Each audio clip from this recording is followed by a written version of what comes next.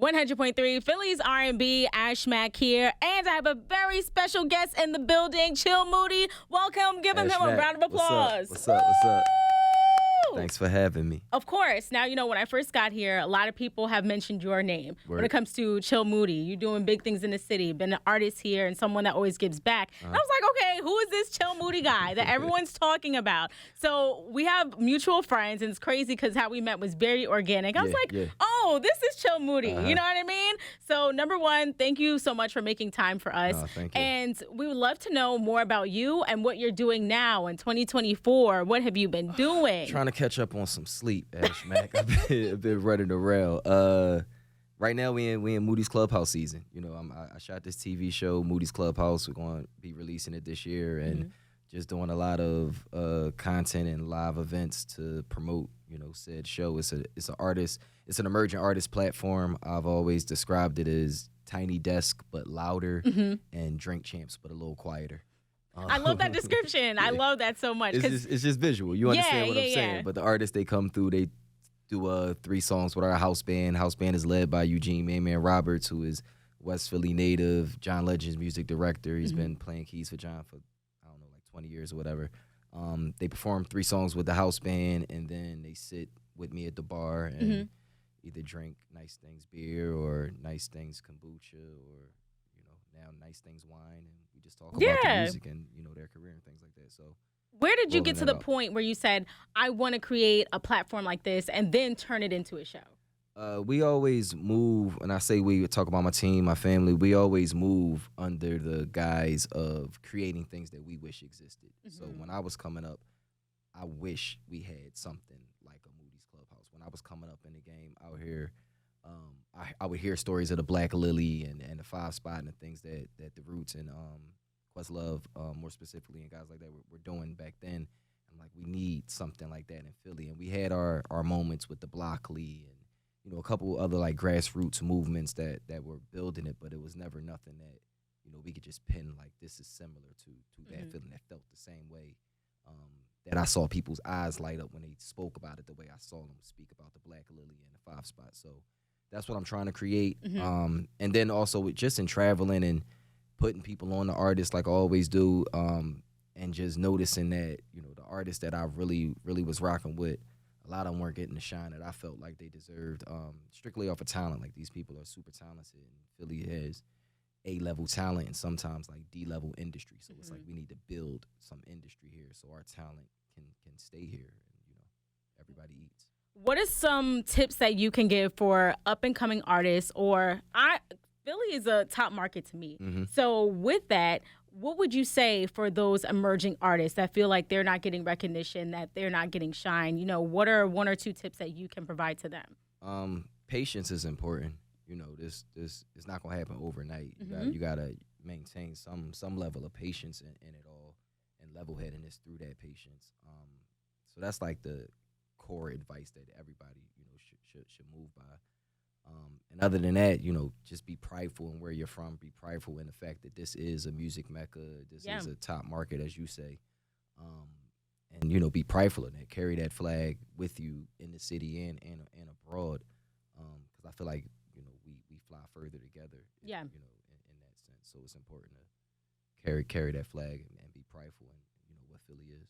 But it's important to make sure we talk about the success that you've had. From being an artist to that being the door that opens how many other things. Yeah, we could talk about Moody's Klubbhouse, but that opened the door for what? You have your own beer, you have kombucha, you have a wine line that's about to drop too. Yeah. So can you talk about that, of just like how music was the gateway to other business adventures? That's exactly what it was. It was the gateway to it all.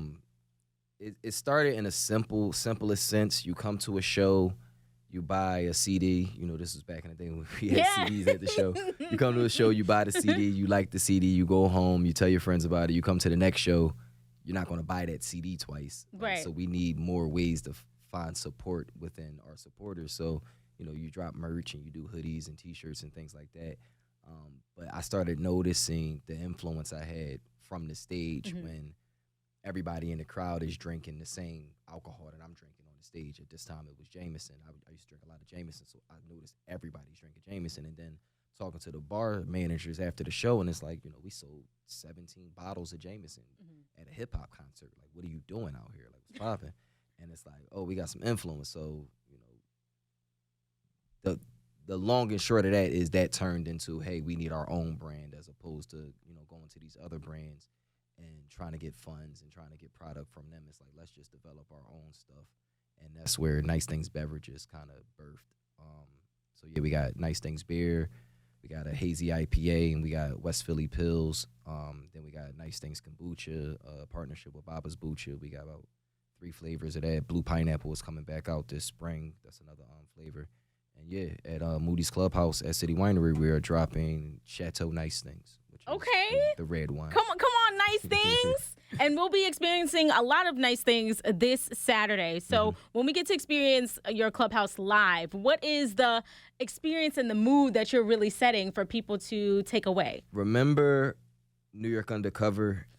When they had the scenes towards the end and everyone's performing? And they got a performance. That's what Moody's Clubhouse is. Moody's Clubhouse feels like that. It's that you're going to get, some cover songs, some artists doing cover songs that are obscure that you might not have heard people cover before. But it's nonstop music. It's a house band and artists just rotating, just performing. So it's nonstop, 2 hours, 3 hours of music or whatever. And just artists popping in and out, just doing a bunch of music. You'll see some collaborations that you hadn't seen before. But yeah, it's just, I hate to use it this way, but it's a vibe. Like we just gonna be vibing out in there and drinking some Chateau Nice Things. I love that. Okay, where can people get their tickets and get more updates? And of course, be tuned for what you have coming up. You just came back from South by Southwest. Yeah. Weren't you at the Grammys too? Didn't you do something? Yeah. Okay, so I mean, you're doing a lot of things locally, but nationally as well. Always. Yeah. So, well, first of all, you can get your tickets at citywinery.com/Philadelphia. Moody's Clubhouse. It's myself, Brianna Castro, Eugene Man Roberts, Natalie Monty, The Inglorious, Chioki, Heroic Turf, Balmar, Carla Gamble. It's a star-studded lineup. We got some special guests, like special invited guests coming through, surprise guests coming through. But you can get your tickets there and just look out for, I guess, the next stage of Moody's Clubhouse, where we're dropping Moody's Clubhouse No Cover Charge, which is like a spin-off series of artists, like I say, doing covers. And that'll be dropping in June in collaboration with Black Music Month and the Man Music Center. So looking forward to that as well. Just a lot of things rolling out, this inevitable, bigger picture of this Moody's Clubhouse. And hopefully one day creating Moody's Clubhouse as its own venue, as opposed to taking over other venues and making a Moody's Clubhouse for the night. We'll just have our own brick and mortar for people to pull up to. Facts. But this is a start, though. Yeah. Definitely it's a a good start. It's a good start. And I was just about to ask you, it's funny you brought up Black Music Month. And with that coming up, what would you charge artists locally or nationally? What would you charge them when it comes to knowing more about Philadelphia, when it comes to the music scene and what we've been able to pioneer? What would you like people to know more? It's just that. It's important to know the history, to know the ground you walk on, how, special this land is.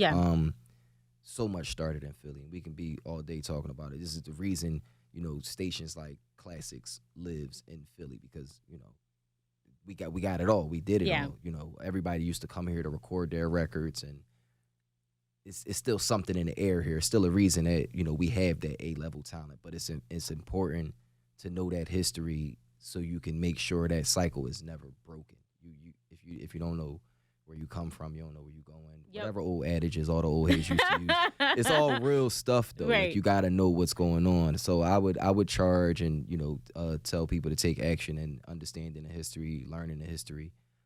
We just gave out a bunch of grant money for Black Music Month, Black Music City, and a lot of the grant applications that came through were people doing projects that spoke to the history.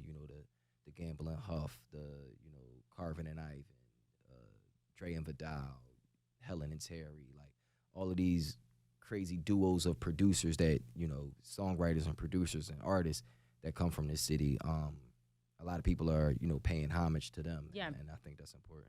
I'm amazing. Okay, well, thank you so much for your time today. I felt like we got a history lesson at the same time, too. Look at me teaching. But listen, that's what we need, right? Because if we don't tell our stories, who will? There you go. All right. Okay, where can everyone find you to get more details? And, of course, get tickets for yes, come looking for him, okay? No, don't come looking for me. Yes. I'm nowhere to be found. Look for him as well as to get your tickets for this Saturday at City Winery. You can find me at Chill Moody on all digital platforms. Tickets available for Moody's Klubbhouse, citywinery.com/Philadelphia. I hope to see all y'all out there.